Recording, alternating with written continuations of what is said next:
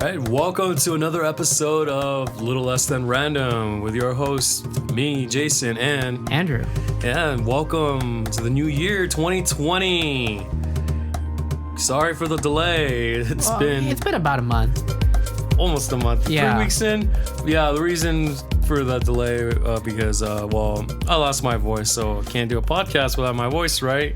Well, you could we could have had you type in all your responses and then have my MacBook just like read it back to the computer. Oh, like what, Microsoft Sam or some shit? Yeah, or we could have tried like one of those programs that have like the deep fake. I really want to try that. Have you heard of that? Deepfakes. Yeah, I've heard of deepfakes, but I think that's more like a visual, like to have someone's face stitch over your body and supposedly you're that person. There's an audio version too. There's this YouTuber, my sister showed it to me, this guy named Shane Dawson. Mm-hmm. Have you heard of him? No. He did this whole thing about how Chuck E. Cheese recycles pizza. And like, have you ever gone to Chuck E. Cheese? When I was a kid? Yeah, apparently like they try the pizza and they were looking at the pizza slices and they didn't feel like they matched up. Well, anyways, in that episode, he also was talking about faking your voice. And what you do is you just give the computer enough samples and it starts recreating your voice. They did it to Jordan Peterson. Yeah, but the way I think no one's gonna be easily fooled that that's someone's voice. Well, we could try it. We should do that. Maybe the next. Should we? Yeah. Maybe in by the next episode we'll. I mean, it's gonna sound very robotic, very monotone. We could take. Imagine me talking like this. Hello, Andrew. How are you? Pretty much, yeah. No, but what it does is we could take all the recordings we've done so far, and the more information you feed it, the better it gets at predicting what sort of inflections you would make there. Yeah, well, then same thing with the video deepfakes. Yeah. The Jordan Peterson one is pretty hilarious. You can have your ex-girlfriend's face on a porn star's body. Wow. Yeah. And then what if your ex-girlfriend was a porn star? That's really easy. That'd be ironic. Which leads us to our next topic. Porn stars. But before we do that, no, irony. Oh, okay. I thought this was going to be a fun episode. No, the irony would be if you're a porn star and you're a nun during the day. Oh, I mean, I guess it's possible. Yeah, but we'll talk about that. How was your NAMM experience? Oh, yeah. So there was a reason why we haven't made a podcast was that, and I'm trying aside from me being sick. Aside from Jason being sick, was that I've been at this convention. It was only 4 days long called NAMM. It stands for National Association of Music Merchants. And so that's where everybody goes to display all the new gear. And not Nam as Vietnam, so... No, but I had somebody who used to tell a joke because it's kind of exclusive. It's a little bit hard to get... Back in NAMM. It's a little bit hard to get a ticket because it's not a ticket that the general public can just go and buy. Mm-hmm. You have to be like an educator or in the music industry in some form or another and not just a performer.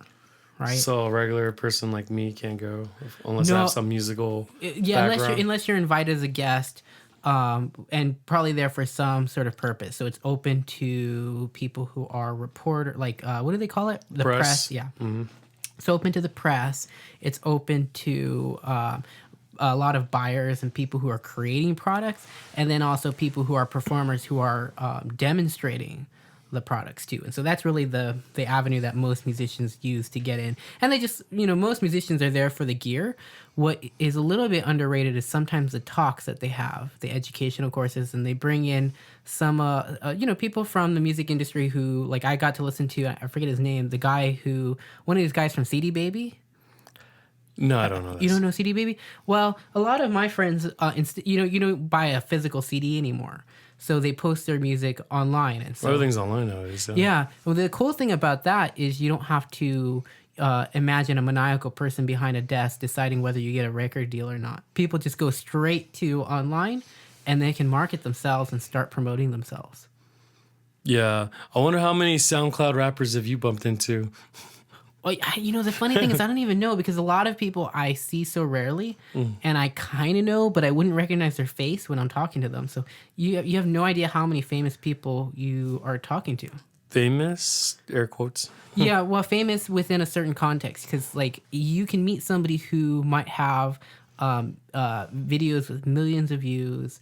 And they might have thousands of subscribers or hundreds of thousands of subscribers, and you just wouldn't know. Or it could be just a guy trying to sell his mixtape at the parking lot of Walmart. You get that whole mix. That whole mix is there at NAMM. and you can't tell. I was talking to a classical not classical guitarist, classical saxophonist once at the Eastman booth, and later that week I looked up some of his videos to find out, this guy was pretty darn good. Pretty well known, anyways, within that group. Okay, so tell us your first time experience with Nam. How did you hear about it? I've been going for like 6 or 7 years now, and I had heard about it before. And my friend Rodney Taylor, he actually helped showcase indie artists. He's got this I think he calls it the Indie Artist Showcase, but if you look up Rodney Taylor Indie Showcase, you can find it. It's really cool. Lots of good local artists that you might not have heard of, who you should hear of, are there on his YouTube. He got me a ticket. Yeah, make sure to leave that. I'll put a link to it because it's super awesome.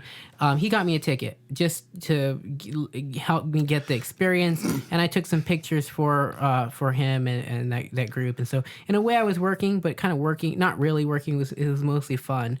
And then another year, I did it, and I was working with a booth, and that's how I got my tenor saxophone. We kind of traded for the for an instrument, basically. Yeah. Spirit of Jazz. Oh, I know. We should link to that. I love that. I show that to everybody. Yeah, if you didn't get the reference, then you gotta watch the Mighty Boosh. Then don't ask. Yeah, so 2020. So what do you expect for this new year to happen? I don't know. What about you? You go first. Well, I just started school at Cal State San Bernardino again. Just doing my thing, writing and whatnot. And you were researching the different types of irony? Irony, yeah. The irony being that you would trade a saxophone for 4 days of work or something. To the devil. Oh, to get because you wanted the spirit of jazz, but now your soul's See, again, it's a run-on joke. Yeah, it's a running gag. Anyway, so give me the example. You were giving me an example of irony because I think a lot of people don't get irony. Irony. Well, what can I say about irony? Irony would be like if someone died in the living room. Wait, is that irony enough? I don't think that's irony. Well, with the play of words. Oh, I see. Die in the living room. So a lot of times people say that's ironic, and to me, it's just what happened. Yeah. It's not really ironic. Okay, so give me an example of irony. Like somebody dying you said... Okay, so... No, just what happened would be like somebody died in the living room. Like, okay, I guess it's ironic that they call it a living room, but people could die there. But that's not... I mean, why is it called living room to begin with? I actually never understood that. Like, living room versus the family room always confused me. Yeah, why not just call it the family room? But does your family go there to begin with? Well, sometimes there's like more than one and they're connected. I never understood what the difference was.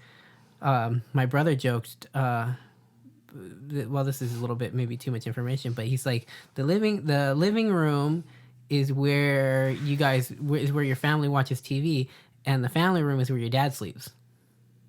Yeah, it's the same room. No, they're not the same room. You get it? I guess it's a joke. Yeah, because well, if you're in a weird family where your families don't sleep in the same room, your parents don't sleep in the same room anymore. Well, good thing you have your own place, don't you? Yeah, yeah. So irony. What would be an example of irony? Okay, so during our class for poetry, where we were discussing, that popular '90s song that no one can ever forget. That one popular '90s song called "Ironic" by Alanis Morissette. Yeah, if you go ahead, pull up those lyrics and what are the lyrics? Just go ahead and put. You're telling me to do it. Yeah. And then you'll notice that it's not really irony in the sense that you think it's irony.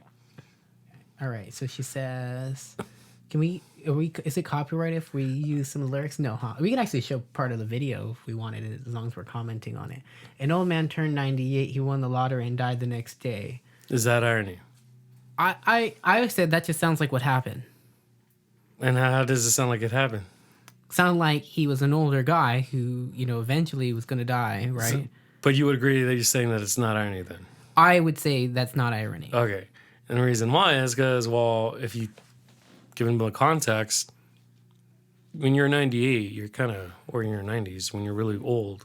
There's a good chance you could die. Yeah. Yeah. Yeah, you're expected to die. So it's not really ironic. It's not ironic enough or at all. Yeah. Lacks irony.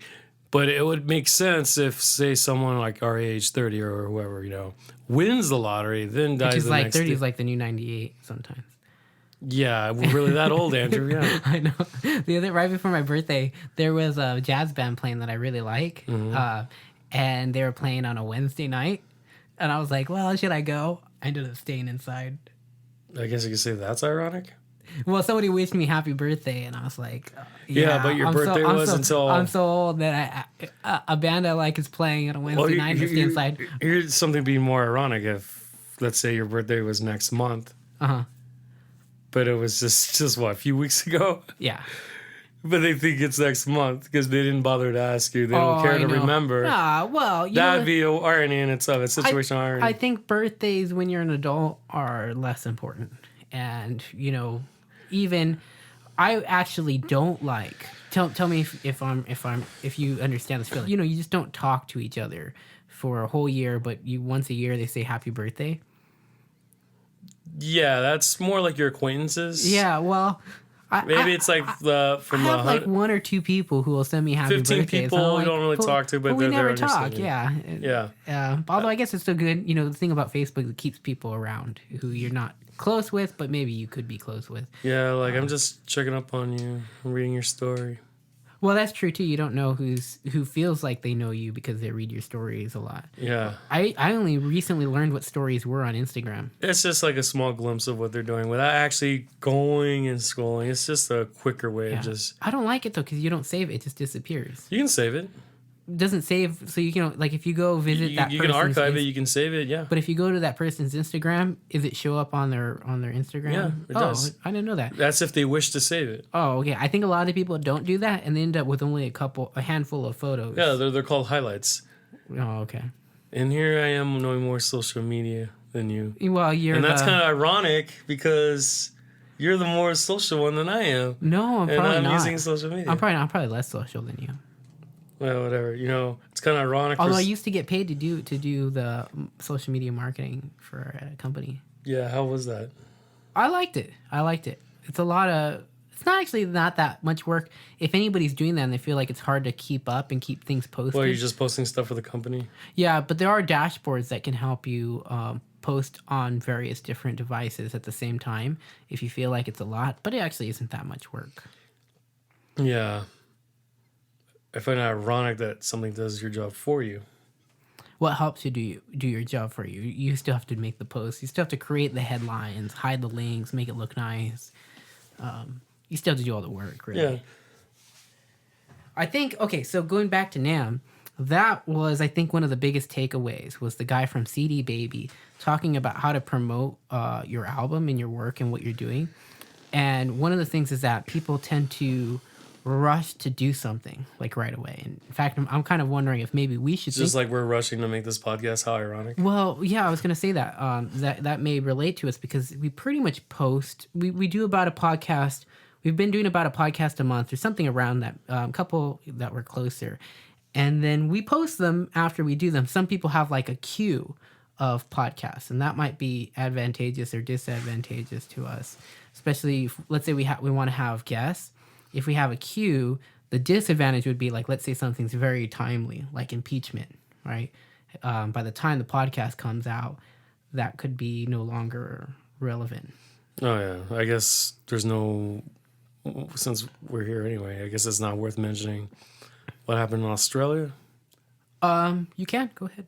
But you just... I wasn't talking about... said it was irrelevant. No, it's not irrelevant. That's still relevant. Is that still ongoing? I mean, that was still relevant. I mean, the whole Trump impeachment thing is ongoing, but yeah, no one's really going to talk about that. We already assume the worst is going to happen anyway. Here's how I think about it. If you only read the news once a week, let's say, and you got something out of that, then that was news. But a lot of stuff isn't really news, and maybe the president. It's just slight updates to an ongoing story, but no, this is recent because like think about all the animals are dying. All the that's horrible. koalas.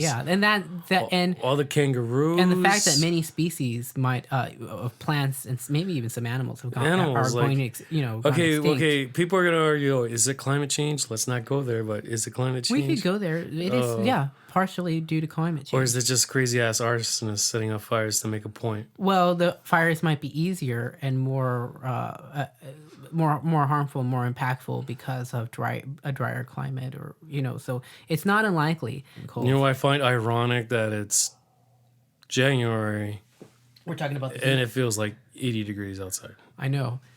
Southern California, right? Yeah. I'm using this to my advantage. I'm trying to grow some tomatoes. Yeah. Okay, is this ironic? You tell me if this is ironic. I think it's ironic that you need to catch up. I know.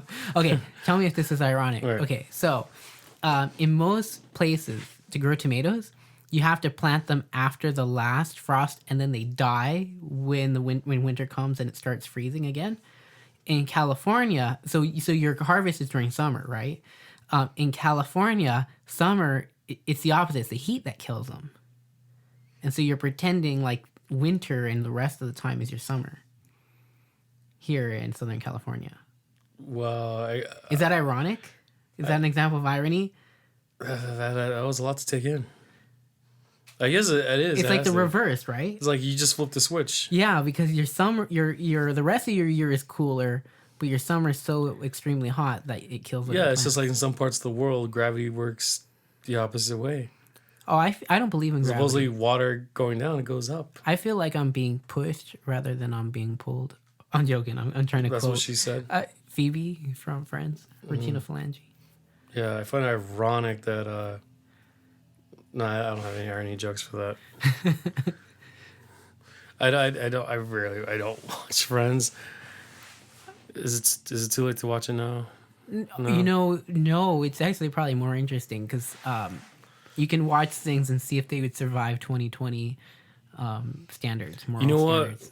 They should reboot. They should reboot Friends. Friends? Yeah. I don't know. Since we live in a world where everything gets rebooted and nothing's original, everything's rehashed. I feel like Friends was Did it wasn't driven by the plot, right? It was driven by the relationships. Would that be accurate?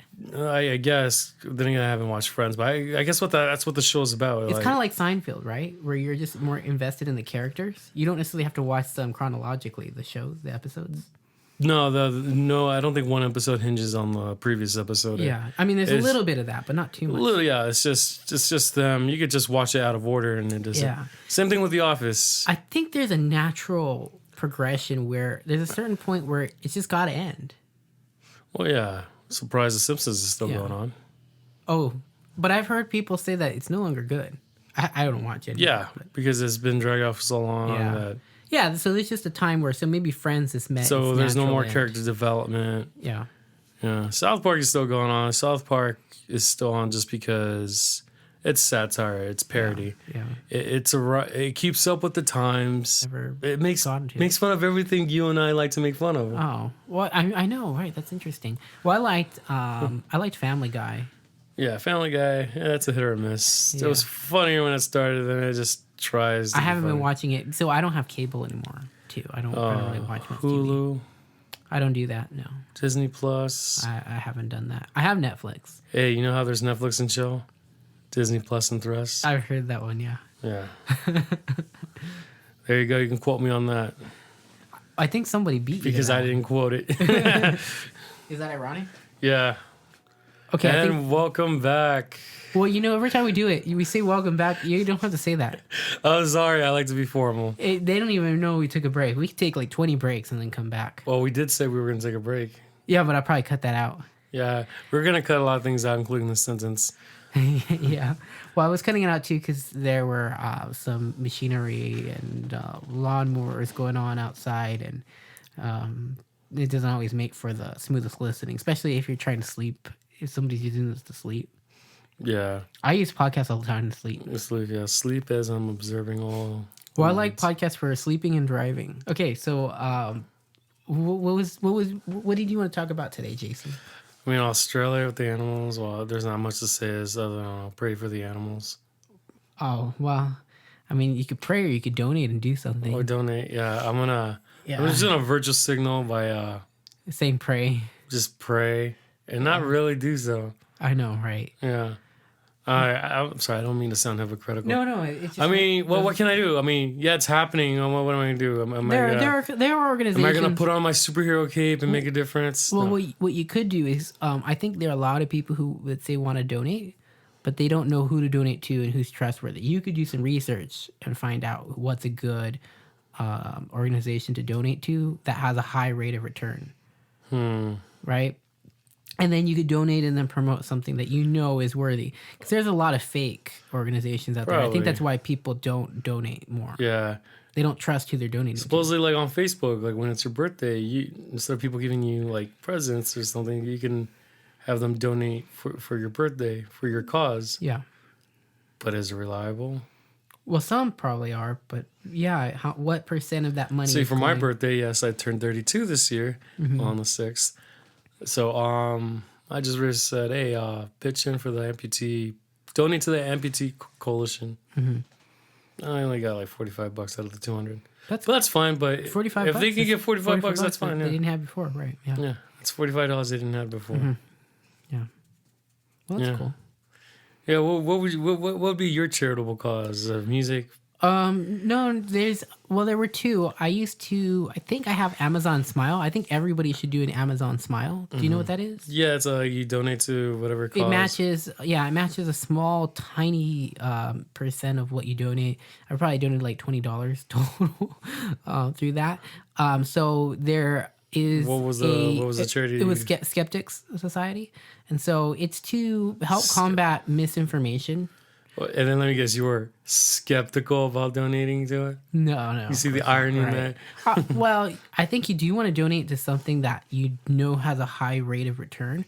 I think the bed nets for to fight malaria has a pretty high rate of return. It actually can save a life for $40 or $40 some dollars. Well, I'm not sure about the rate of return, but I just think it's a great idea. There's Ideas Beyond Borders is an organization by Faisal Saeed Al-Mutar. This guy has created this organization that helps take texts that you and I just have access to by virtue of living in the U.S. And translates them into different languages so that people have access to information.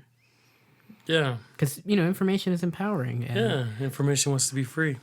Yeah, and this way, we don't have a bunch of people who are, radicalized by dogmatism, whatever that dogmatism is, Or by, the media.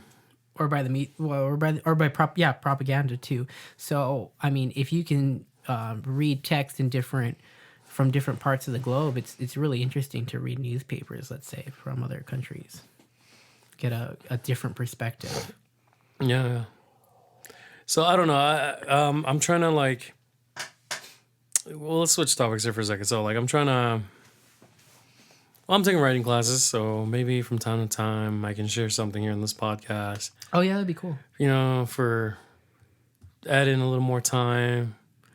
Okay, I'm trying to be a writer. Not necessarily a writer, but a professor. But writer, I don't know. You don't have to necessarily be a writer to be a professor. Oh, really? No, But professors write, but they're not writers. They're just professors. Some of them are. So in fact, maybe a lot of people won't like this, but I think there are a lot of students at like MVC who would make excellent teachers. Maybe it might do a better job than the professors right now with less education, because you're really just trying to teach the young next people. generation. You're trying to teach them how to express themselves. And if I may, Yeah, go ahead. My little brother took 3 classes at MVC for writing. He's a smart guy. He said that the first guy he took helped him just express himself. Like, how do you put some very complicated ideas and express them so that people understand them, right? Like, for example, like what?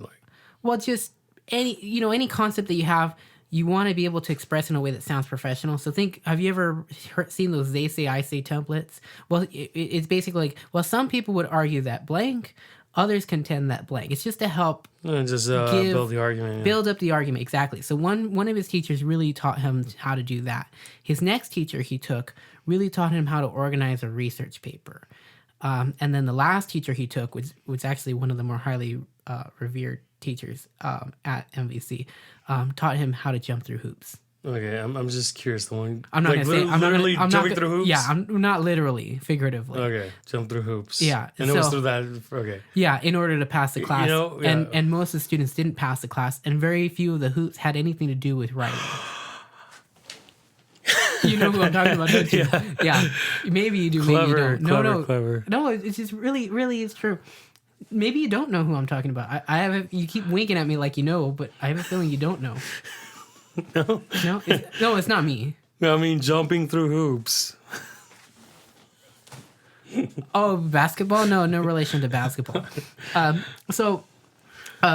mean, what else, Professor? Basketball? So what I was a couple of us did. Yeah. So something with poetry, like I feel like I have to be all cryptic and use highly sophisticated language. No, I think what would be more important is to say or pick a topic that it feels real to you. Yeah. Well, and then sometimes poems they kind of get genderalized, like, oh, it's too effeminate. Like, why would a man write a poem? I mean, men write poems just as course, much as yeah. women do. But for some, like society at large thinks that, oh, poems are just something women do during their pastime. Poetry's been on the decline, right? I guess. Overall. I think it's a dying art. I think women are probably the consumers of more poetry. Maybe more men, But in terms of like composition of poetry, like I don't know. I mean, you can make the argument saying that music lyrics are pretty much poetry in themselves. Yeah, and I've heard the argument that that more musicians should play to. And this is an evolutionary argument. Women make like 80% of consumer purchase decisions. Mm-hmm. And so when Assuming it comes to, you have a joint account or something. well, probably even if you don't have a joint account, men are oftentimes choosing what to purchase based on what would make their wives happy. I mean, there's even a phrase, happy wife, happy life. Have you heard that before? I think that's You've never heard that second before? time you said it before Yeah. this podcast. Yeah. Okay. So it is a real phenomenon. And so when it comes to music, there are a lot of musicians who say, make the women happy. And if you make the women happy, the men will be happy. And so they play to the women in the crowd. Yeah, so it's like an investment to your happiness. If she's not happy, then you're pretty much your life is screwed, right? That's why we got to cater to them. And then That's why probably the next week I'm gonna have to drop a couple hundred. couple hundred. Hundred. What are you gonna buy? Valentine's Day, right? What are you gonna buy? Oh, that's weeks from now. I'm Yeah. talking about somebody's birthday. Oh, okay, yeah. Well, what about for Valentine's Day? What are you gonna do? Are you gonna signal? Are you gonna buy them a chauvinistic display like flowers, which Keep it simple, which I would say. demonstrates? I'm trying to be funny here. Okay. Which demonstrates because it's literally a reproductive organ. So to demonstrate how you want to just like Yeah, it's funny how objectify. we talk about that in poetry, like the heart. It symbolizes, love, but the actual heart. How the hell do you go from that heart to the heart that, the it's ones shaped we like see a in butt. Valentine's? Oh, it's shaped like a butt. Yeah, the ones like shaped like a butt. Yeah, that's An why. upside down because butt. it's shaped like a butt. Yeah. Why can't you might want to cut this out, but No. why can't women have more of those More hearts, more butts. upside down hearts? Yeah, I mean that's what it is. Yeah. Yeah. Yeah, I'm sorry. Am I It's totally might wanna cut sexualized. that. No, that I think most people already know that it's totally sexualized, and so it's funny because once you know, maybe once you know it, you can't unsee it. Yeah. Yeah, Like I the think room. that's called. There's a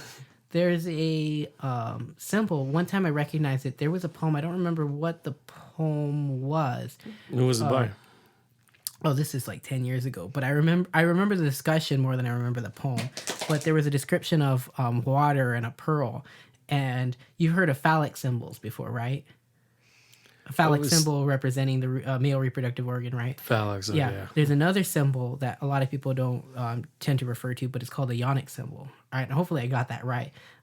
Which represents the female reproductive organs. And so it's like I was a little embarrassed to say it, but poetry and those sorts of things are highly sexualized for sure.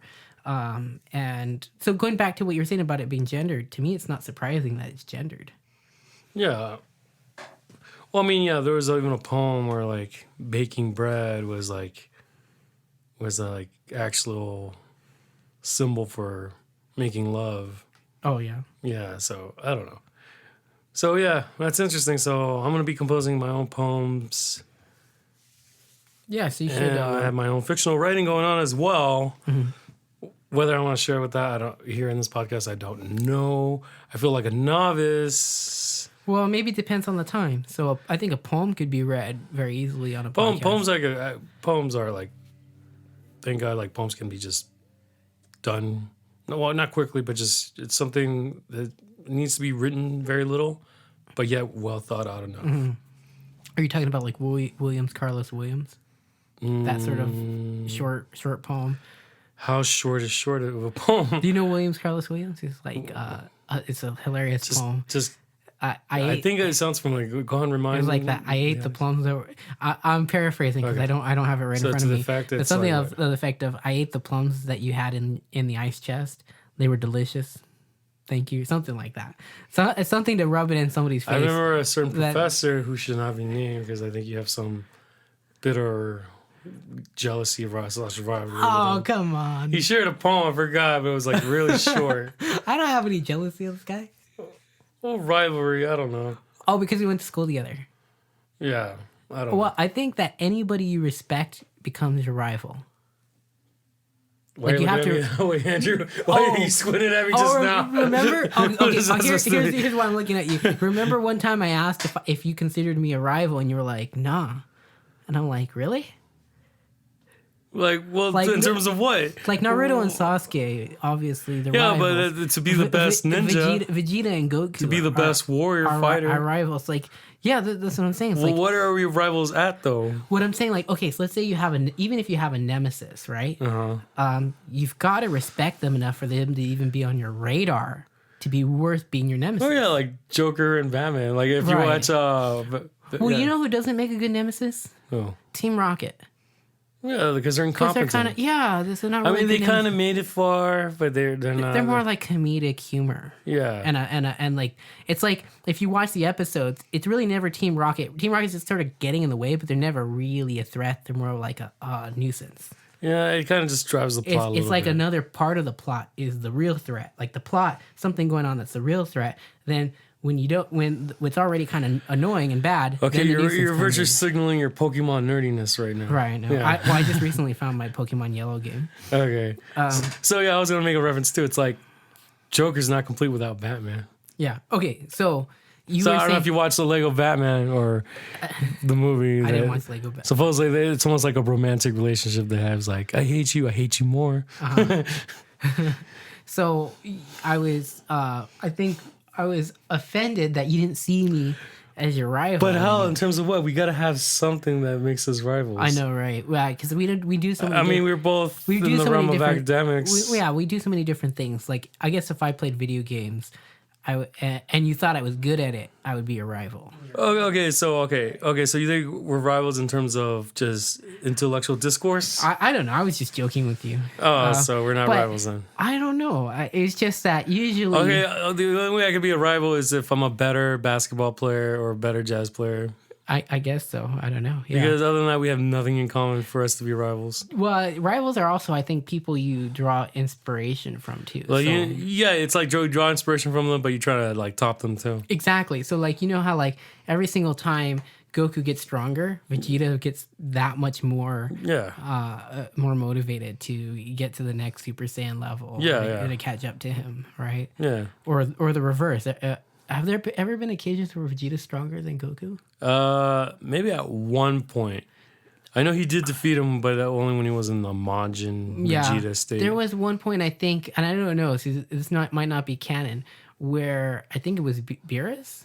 Beerus. He remarks on their strength and basically says they're of equal strength, but one of them is tensed up.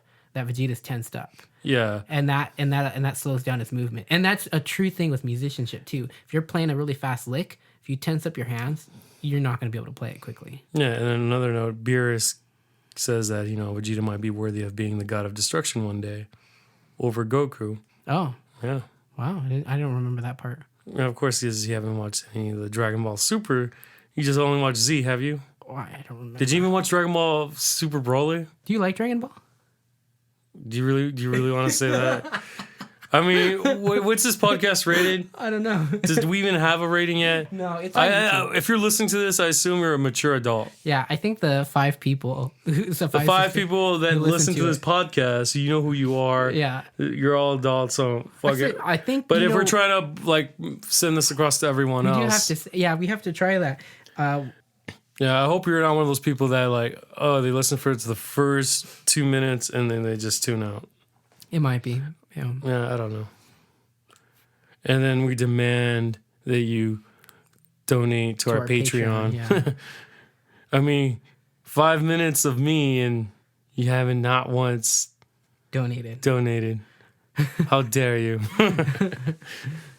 Well, let's talk about your school experience. You've gone back to school. Yeah. And you've been studying. You're a year away from finishing? Or maybe? That depends. On how many classes you can take? That depends on how many classes I can take without feeling too overloaded, too stressed out. I usually take 3 every quarter. And then, work is kind of like, at the moment. Yeah. But, I'm not trying to work there for long anyway. So hopefully this year is the year, I make some dramatic changes in my life. Mm-hmm. Like, not just like academics, but like in terms of like, like my gym life. Like I'm trying to be more physical. Just trying to spend more time in the gym, I'm trying to say. Yeah. Maybe could become one of them social media influencers. Right. Like those Instagram models. You want to become an Instagram model? Yeah, I had thoughts about that. Yeah, see what I did there. Maybe I should get that on. I think that's. I mean, like I said, this is it's called Little Less Than Random. Anything goes, right? I guess so. Tell me if you think this is true or not. You could reduce your carbon footprint if you were thinner, if you lost weight, because if you're in a larger body, you're consuming more. You're consuming.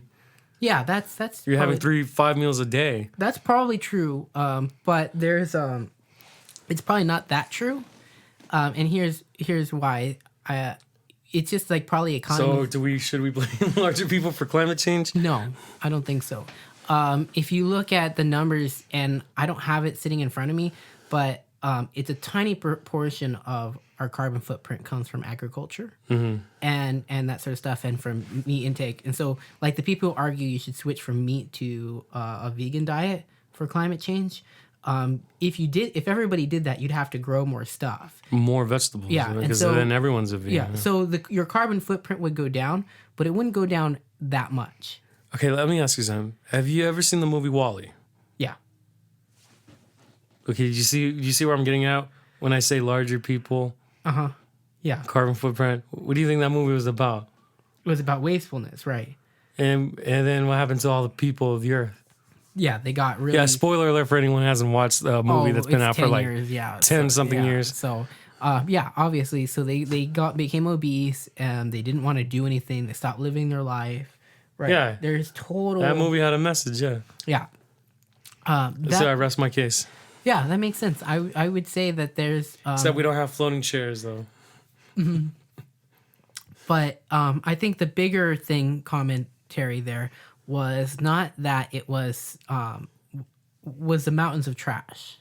It wasn't that people just became happy with not doing anything. That was sort of that they weren't living, right?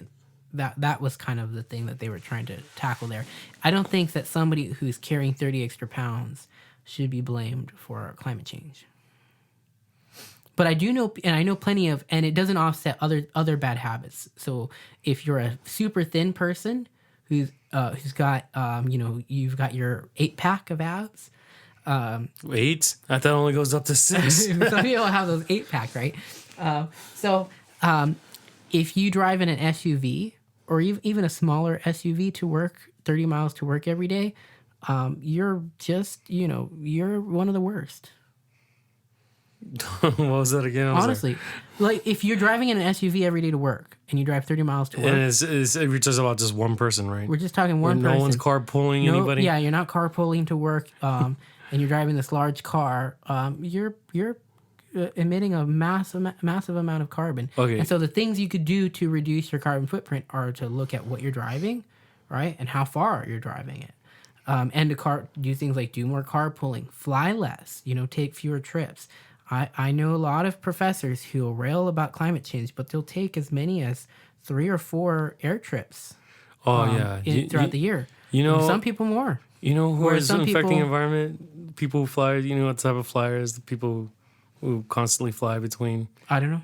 Aside from actors and models, I bet professional wrestlers. Oh, professional wrestlers. They're everywhere. You'd be surprised if you saw one at the airport. Hey, like you're that guy. I don't know any professional wrestlers. Yeah. Well, I'm just saying. Although I do think about my cat's carbon footprint. By virtue of them having a really nice life, their carbon footprint's probably a little higher than Compared to dogs. not compared to dogs. Oh, man, I'd even go as far as compared to some humans on Earth. Right? If you really think about it. I'll tell you the worst thing I've done. When I went away for a few days, I didn't want the temperature to dip too low, so I left the heater running. Not super, like they have probably a larger bandwidth or threshold or whatever of temperatures that they can be happy in than humans, but I don't want them to get like freezing temperatures. And we live in California, so they were never in any danger. But things like that. Yeah.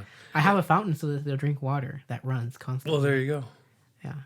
But you are affecting your carbon footprint. Yeah, but my overall Look at the bill that they send you, and then they had to print out the bill. They print it out, I know, right? But no, they don't. They send it over in the interwebs. But do you check the interwebs? I do check it, and actually, I'm pretty good. I would put my carbon footprint against most people. They have these tiers of breathing increases our carbon footprint. It does, yeah. But there's a difference between like carbon that's like been in the ground for 1,000 years or 1,000,000 years, and then carbon that is regularly released and turned into some sort of vegetable or something that we eat very quickly. So we're worried about releasing carbon that's been in the ground for thousands of years. Yeah. So since we're talking about climate change all of a sudden, I don't know I how know, we got right? there. Well, it's an important topic. Okay, some time ago you mentioned about Captain Planet, and you say, hey, there ought to be a Captain Planet live No, I action didn't say movie.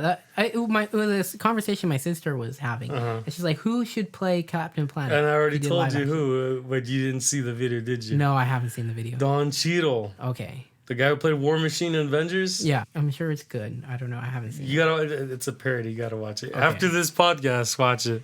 Yeah. Well, I think the reason she was asking was almost everybody said Ryan Reynolds. No, he's already Deadpool and Pikachu. And Green Lantern. Don't ever bring up Green Lantern. Ever. Wait, you don't like Green Lantern? Nobody liked Green Lantern. I never watched it. If you're a avid moviegoer / comic book fan, Was it him or was it or why do I feel like it was Seth Rogen? no, you're thinking of Green Hornet, Oh, sorry. Yeah, that's right. which that movie sucked, by the way. Oh, I haven't watched I it. did like Kato. Kato always did shit. You know what I haven't watched that probably relates to climate change? What? Terminator. How so? Because in the future, Well, we have to be around for the future, right? yeah. I remember thinking when I was like when I had just graduated from with my master's, I remember thinking I don't even think human beings will be around 500 years. I'm much more optimistic these days. Though. Yeah, well, I just thought let's that not go with to- climate change, I just thought we were so there was and with nuclear power and all kinds of. I just felt like so many possibilities for our own demise. Yeah. Remember how when they said a few years ago that, The doomsday clock. yeah, or no, more specifically Korea was, I think it was North Korea. Which one's the bad guys again? North Korea. North Korea, okay. Send out a missile towards the U.S. and CNN was covering it. And I'm like, okay. So I went home, pulled out my chair on the driveway, waited for a few hours. We were Nothing waiting happened. for the end. Like, what the fuck? The news, the media using scare tactics. You remember Y2K? Yeah, I remember Y2K. or what was it? The end of the Mayan calendar. Do you remember that one? Oh yeah, 2012. Yeah. Yeah. There's always been something like that, and But I like how people are so absolutely sure that the world's gonna end because the numbers don't lie. right. Yeah. And every single time they do, right? They do lie. And so if you were, I mean, maybe the numbers are right, but that doesn't mean shit's gonna happen. I don't know. It's just I think people forget how creative people are at coming up with solutions. Like, we're not just gonna roll over and be like, all right, that's it. Now, I'm not saying climate change isn't important, but I just have so much faith. Not faith. I guess I'm optimistic about how technology is going to help us overcome this task. Until technology fails, Well, like Terminator. I think we have, and here's the thing: is that I think there are like primary things that we could do first, and then we have like secondary things like actually changing the cloud structure to reduce temperatures. So like, there's so many things that people can do. And I'm still waiting on weather manipulation. So Yeah, exactly. But you want to like do the least amount necessary, right? yeah, like I don't want any more fucking hot ass sunny days. I'm tired of 90-degree Because weathers. you're just Turn on the machine that makes it kind of snowy. Let's have a snowy day in California. no, but I mean, you don't want to do like some extreme change because you're worried about unintended consequences. Yeah, like there's affecting all agriculture. Yeah, but there's all kinds of things that are available to us, and so I have no doubt we'll be able to overcome it. And there are many things just right around the corner that will vastly improve problems with Yeah, just like what Pinker said. Steven Pinker. Yeah, exactly. See, I listen. I listen, Andrew. Oh, cool. Yeah, you did listen. Oh, you listened to the podcast? So, No, I listened to what you keep telling me about him. That we live in the best time of our lives. I know, right? Yeah. And so I used to be really. We live in the best time of our lives. We just have a shitty ass president. Yeah. Yeah. Okay. So I used to be really like, I don't know, sort of just almost like the doomsday guy. Like, the doomsday clock? Yeah. Every single year they move it closer and closer to midnight. I don't know how many subdivisions of a minute, they're going to do it to. Like, in fact, they're resetting it. I don't know.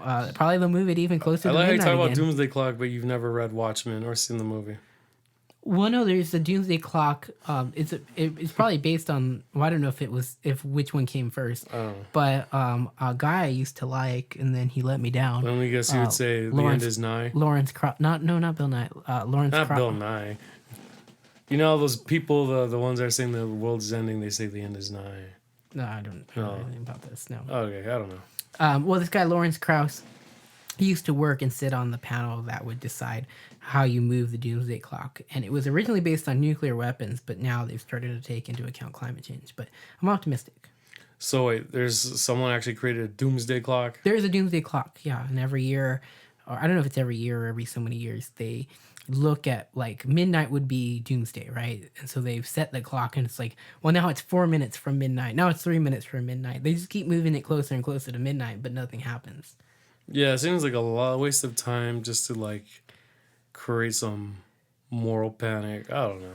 Yeah, and there are solutions to problems of nuclear proliferation and I like how we create and climate nuclear change. weapons for whatever reason at all. Like, well, nuclear power could be, I think, really important yeah, for energy. For energy, yeah, and I would like to see more of that used. And But no, here you using weaponizing in case some other country pisses off some other country for whatever reason. By doing so, But you're gonna affect. A lot of nuclear weapons already exist, and so just take some of those nuclear weapons and turn them into really small. Dismantle them. Yeah, and turn them into small reactors. You already have the nuclear waste. Could that nuclear waste? That's a question.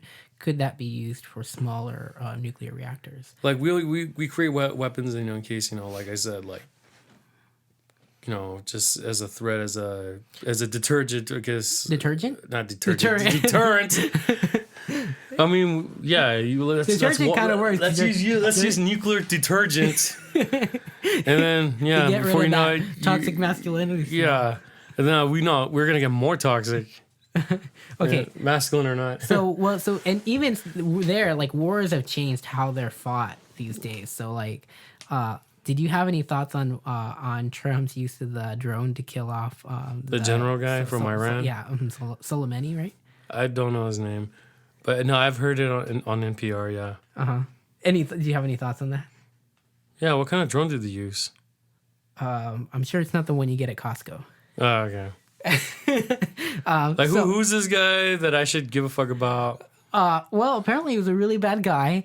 Oh, well, here's one of those things. And so, like, I like to, I like to start off as being humble and saying there are things that I'm not an expert at, right? Just like I'm not a rapper. Just like you're not a rapper. Yeah. So the first thing I do is I turn on my social media platforms and I look at what are people from the Middle East saying?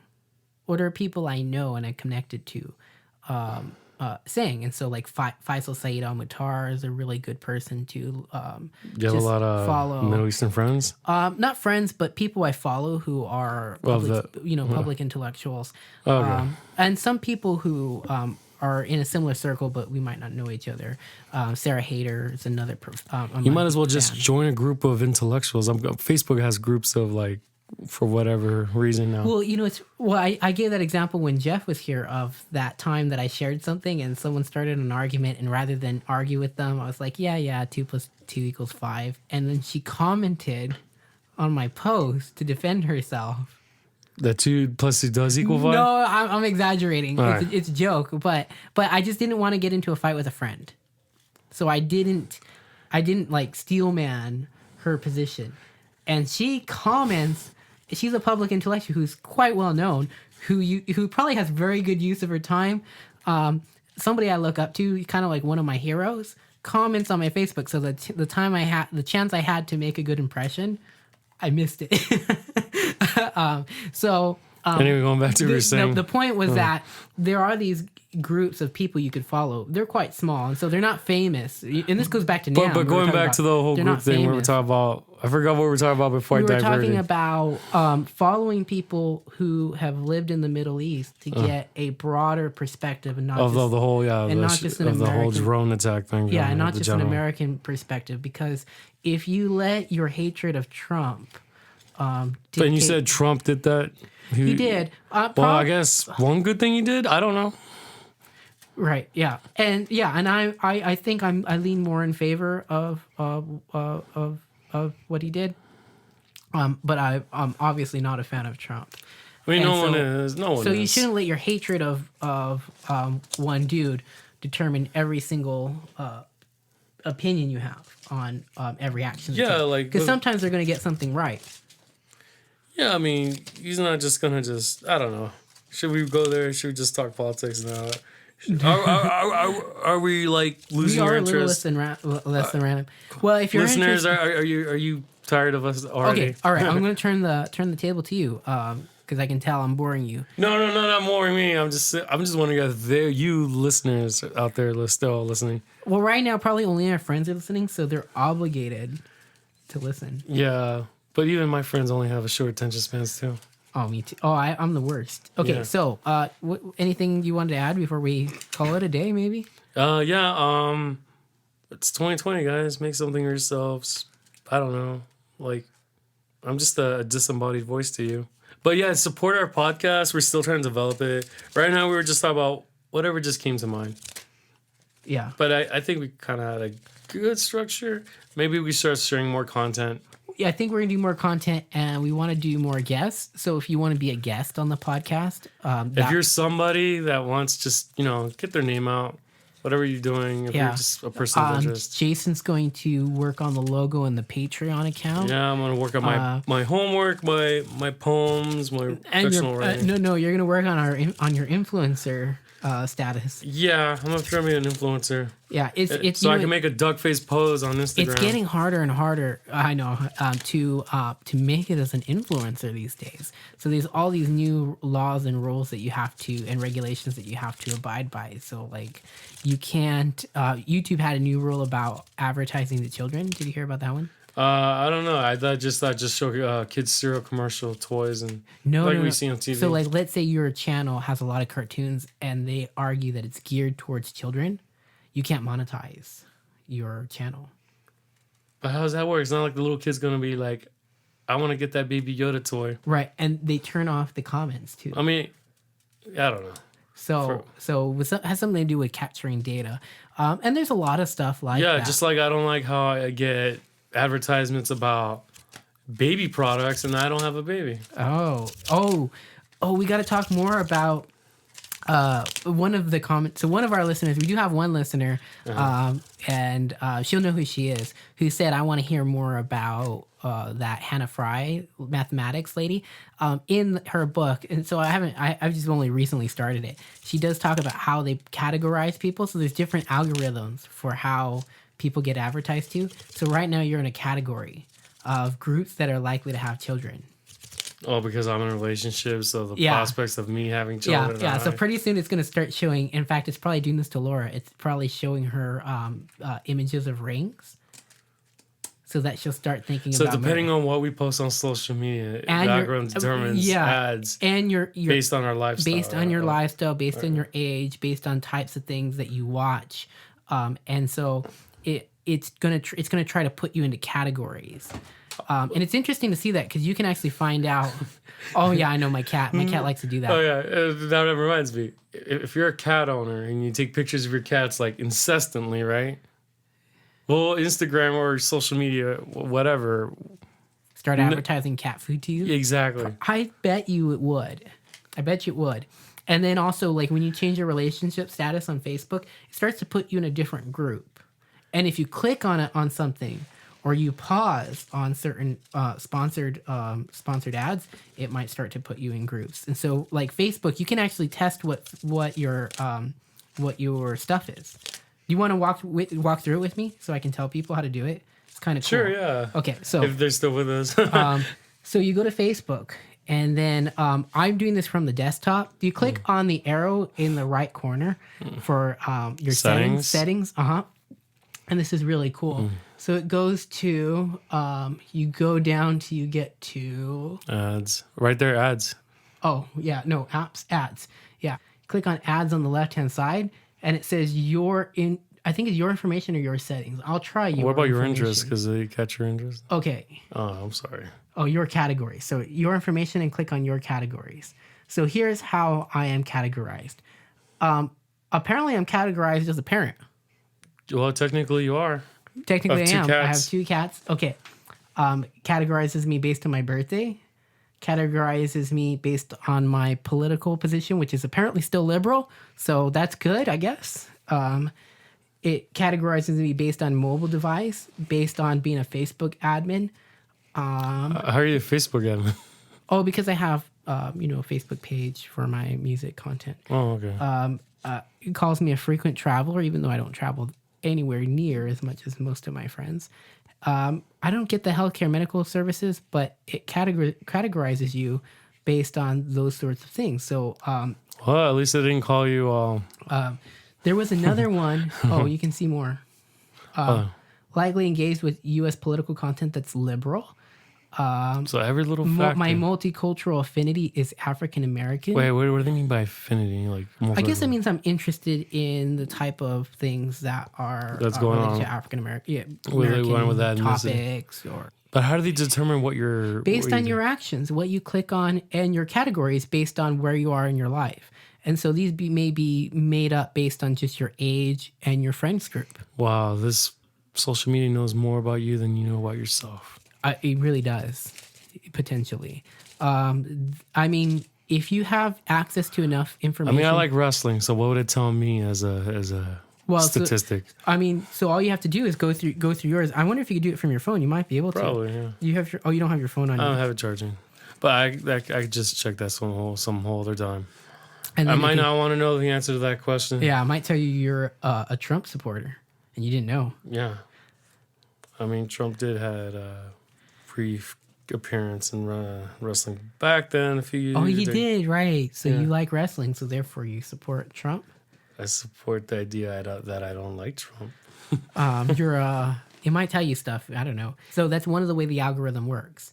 So many ways algorithms work, but that's one of them. It's just to implement categories and to throw you in a category so that it can market specifically towards you. So it's in there, yeah? Yeah, All right. that's in there. All right. So until next time. Yeah, enjoy your 2020, guys.